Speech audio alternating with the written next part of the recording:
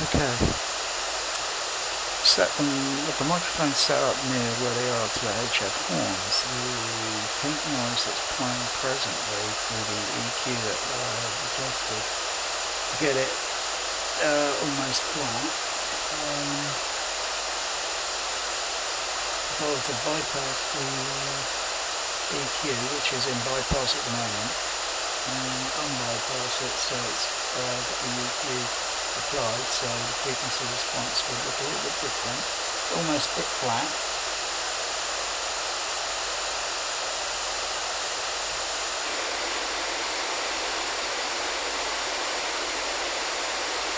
But it does have a rise, it rises upward, and that's the THX crossover HF boost only on a professional sound THX, whereas home is totally different.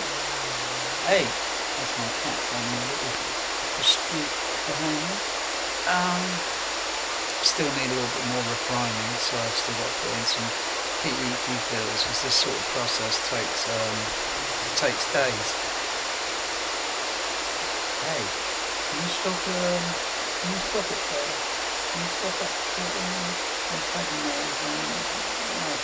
Thank you. Yes. So if I fade the microphone down here, which I'm using for sine wave, so I've got like literally about 9 microphones, or is it 12 microphones? I forgot, I lost count.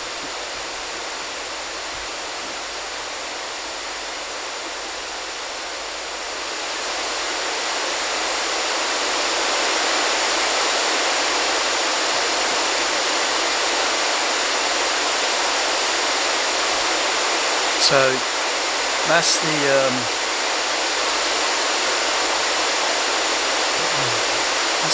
microphone. That's the pink noise in the RTA. That's generally how the HF1 sounds in its own. When I move the pink noise,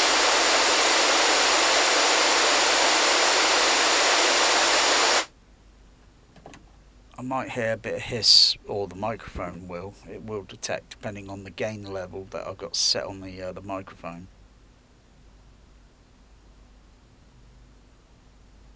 Might hear a bit of hiss there. Of course, any PA equipment is going to have some sort of hiss signal noise ratio, but it's not like I can audibly hear it. And hey, guess what?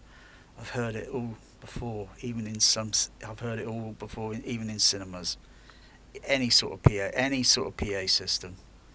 If you're curious of hiss and all that, and if you go looking for it, then you will find it, because it's everywhere. Even in all this digital ADR rubbish, if you turn up the levels all to max, that's all the levels on just one channel alone, you will hear some sort of signal form noise ratio.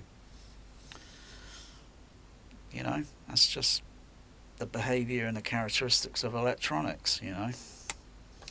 Anyone that suffers tinnitus will have a hissy sound or a ringing sound in their ear. So that's like signal noise ratio. Anyway.